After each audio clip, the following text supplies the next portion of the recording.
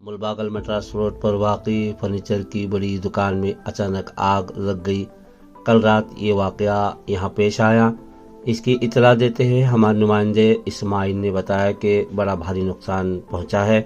मौके पर police fire ने पहुंचकर आग बुझाने की पूरी कोशिश की है।